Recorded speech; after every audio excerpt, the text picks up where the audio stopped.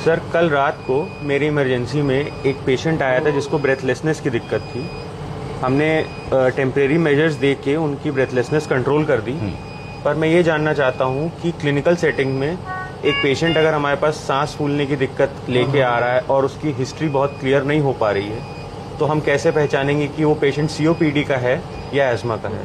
Doctor साहब का कहना है इमरजेंसी में रात में एक मरीज बहुत कस के सांस फूलते हुए लाया जाता है, जिसको आसानी से रिलीफ नहीं हो रहा है, ऑक्सीजन का लेवल थोड़ा कम आता है, पल्स बड़ी होती है, मरीज बहुत रेस्टलेस होता है, छटपटा रहा होता है। ऑक्सीजन बाईपैप लगाते हैं, नेबुलाइज कराते हैं, डेरिफाइलिन देते हैं, स्टेरॉइड, हाइड्रोकॉर्टिसोन, डेक्सामेथासोन, मिथाइलप्रोटेजोन का इंजेक्शन देते हैं, तब जाकर के मरीज को थोड़ा रिलीफ आता है। तो ये समझना चाहते हैं कि डॉक्टर साहब ये ऐसा क्यों हुआ मरीज को सडनली, क्या उसको बीमारी थी, क्यों उसको अपनी बीमारी के बारे में नहीं पता था। मरीज का रिश्तेदार या अटेंडेंट तो कुछ बता ही नहीं रहा है कि उसको कोई सांस की बीमारी थी। पूछने पे कि कभी कोई दमा अस्थमा रहा हो, कोई इनहेलर या पंप लेते हो, इस बारे में उन्होंने कोई जानकारी हम लोगों को नहीं दी। तो इस सिचुएशन में हम क्या माने कि इसको ब्रोंकियल अस्थमा है या इसको क्रोनिक पल्मोनरी एल्वियोलर डिजीज या क्रोनिक पल्मोनरी ऑब्स्ट्रक्टिव डिजीज है, सीओपीडी है कि ब्रोंकियल अस्थमा है? तो बहुत रेलिवेंट सवाल है, इसका उत्तर भी इतना आसान नहीं है। इसको सबसे पहले तो हमें यह समझना पड़ेगा कि अस्थमा को एक तरफ रख लें, ये अस्थमा का ग्रुप हो गया और ये सीओपीडी का ग्रुप हो गया, दोनों ग्रुप्स को अलग अलग रखते हैं। तो अस्थमा के ग्रुप में क्या बात होगी जो सीओपीडी में नहीं होगी? तो अस्थमा के ग्रुप में यह बात होगी कि अस्थमा बचपन से होता है, सिंस चाइल्डहुड होता है। तो अगर आप मरीज की मां से, बाप से या मरीज से खुद पूछेंगे तो वो ये बताएगा कि हाँ साहब, जब से 3 साल 4 साल 5 साल के थे, तो जब मौसम बदलता था, ठंडी गर्मी आती थी, बाहर ले जाते थे, धूल का एक्सपोजर होता था, धुआं लगता था, कुछ लगता था, तो ये खांसने छींकने लगते थे। कई बार ऐसा होता था कि सांस लेते थे तो सीटी जैसी आवाज साए साए साए साए आती थी, डॉक्टर के पास लेके भागते थे। डॉक्टर वो भाप वाली नेबुलाइजर की मशीन लगाते थे और तुरंत हमारे बच्चे को आराम आ जाता था। और फिर 1-2 साल 3 साल कुछ भी नहीं होता था, फिर कभी होता था तो हम ले जाते थे।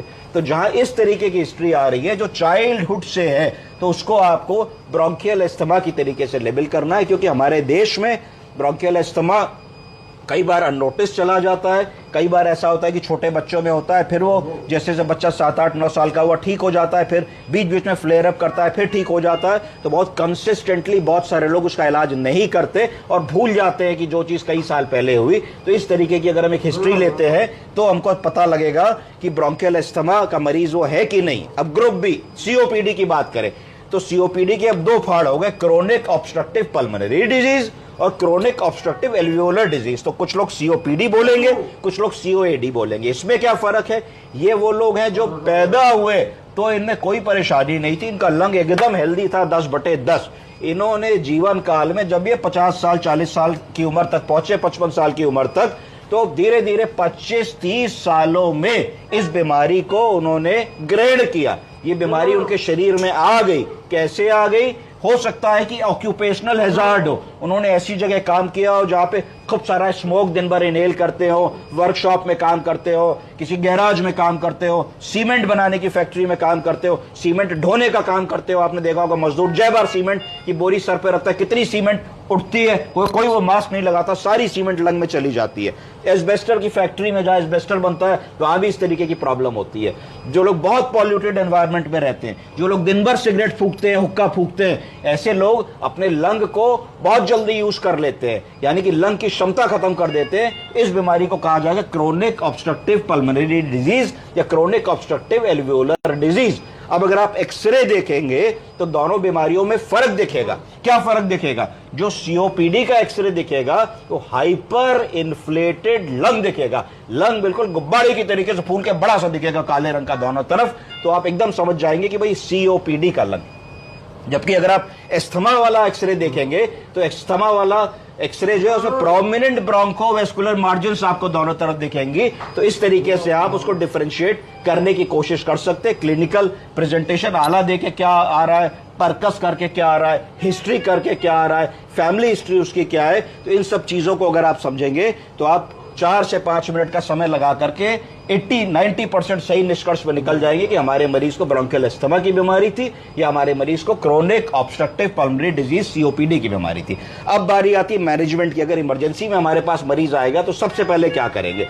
सबसे पहले हमें उस मरीज को रीएश्योर करना है। सबसे पहला काम, भैया ठीक हो जाओगे, अस्पताल पहुंच गए हो, या सारी व्यवस्था है, बिल्कुल चिंता मत करो, ये कह के मरीज को लिटा लेना है। उसका हेड एंड 45 डिग्री ऊपर कर देना है, उसका SpO2 नापना है कि कितना आ रहा है, फिर उसको रीएश्योर करना है, भाई गहरी गहरी सांस लेते रहो, कोई चिंता की बात नहीं है। अगर आपके यहाँ एबीजी की जांच उपलब्ध हो सकती है तो एक एबीजी आर्टीरियल ब्लड गैस की जांच कर लेनी है, जिसमें आपको ब्लड का पीएच पता लगे, जो बड़ा महत्वपूर्ण है कि एसिडोसिस या एल्कलोसिस तो नहीं हो रही, यानी कि पीएच अगर 7.35 से कम है तो उसको हम लोग क्या कहेंगे?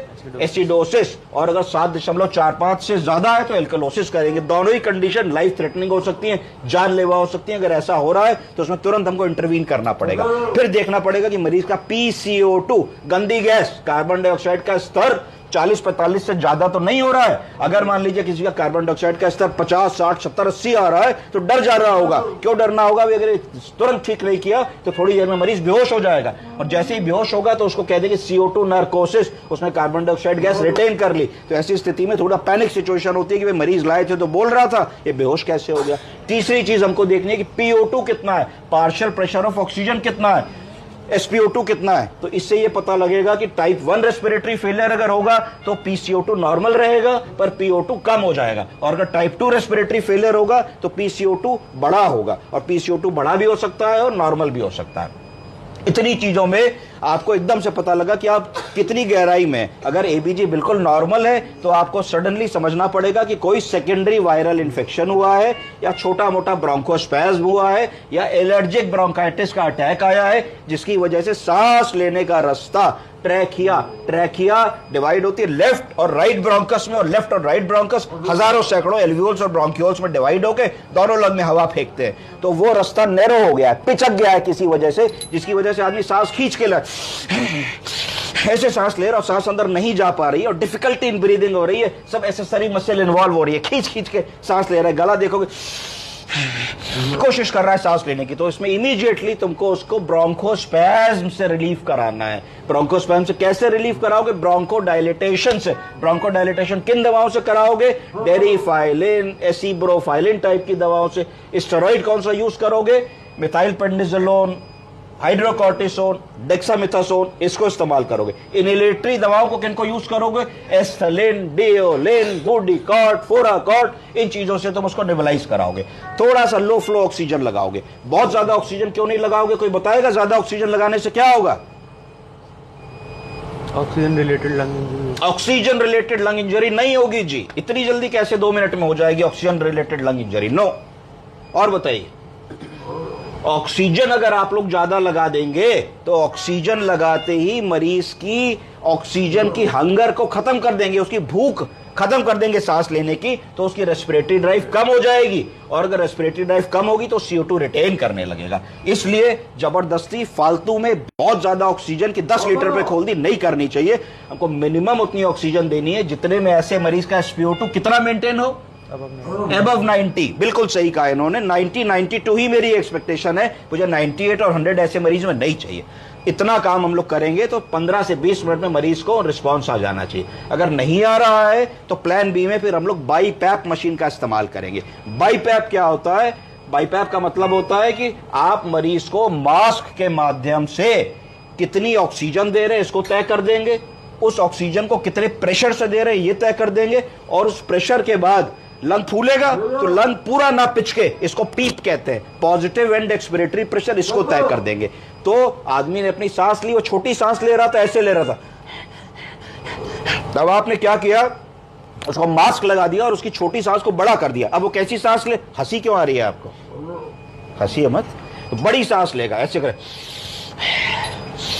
तो जब बड़ी सांस लेगा तो हवा ज्यादा जाएगी, जब हवा ज्यादा जाएगी तो लंग ज्यादा फूलेगा, जब लंग ज्यादा फूलेगा तो गैस का एक्सचेंज होने का टाइम ज्यादा मिलेगा, जब लंग का टाइम ज्यादा मिलेगा तो हाइपोक्सिया जो हो रही है, जो ऑक्सीजन की कमी हो रही है, वो धीरे धीरे रिजॉल्व हो जाएगी और इन दवाओं से ब्रोंकोस्पाज्म खत्म हो जाएगा। तो इस तरीके से हम लोग मरीज को इमीडिएटली मैनेज कर ले जाएंगे। फिर सुबह अपने चेस्ट के डॉक्टर को, सीनियर कंसल्टेंट से डिस्कस करेंगे उनको और क्या करना है। हो सकता है वो कह दे पीएफटी की जांच करा दीजिए, हो सकता है वो आपसे कह दे कि भाई हमको सीटी स्कैन थोरेक्स का करा दीजिए, हो सकता है वो आपसे कह दे कि साहब हमको कोई और टेस्ट कराना है। तो उसको फिर हम लोग आगे जाकर के समय के हिसाब से देखेंगे कि क्या चीज हमको उचित लगती है, उसको हम लोग आगे जाके उसमें प्लान करेंगे। पर इमीडिएटली अगर आप इतना मैनेज करेंगे तो कोई आपसे ये नहीं कह सकता कि मेजर कोई चीज आपने रेजिडेंट लेवल पे, एमबीबीएस लेवल पे ब्रॉडली मिस कर दी। इतना कर देंगे तो ठीक है। इसमें एक चीज बस रह जाती है, अगर ये सब करने के बाद एबीजी बिगड़ रहा है, ब्लड का पीएच कम हो रहा है, अगली बार पीएच आपने किया 7 आ गया,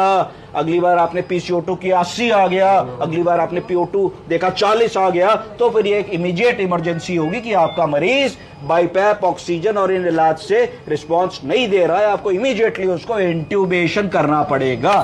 कॉल फॉर हेल्प। इंट्यूबेशन आता है तो करेंगे, नहीं आता तो अपने एनेस्थेसिस्ट फ्रेंड को, क्रिटिकल केयर फ्रेंड को इत्तला करेंगे, टीम को फोन करेंगे कि वो आके आपको मदद करे।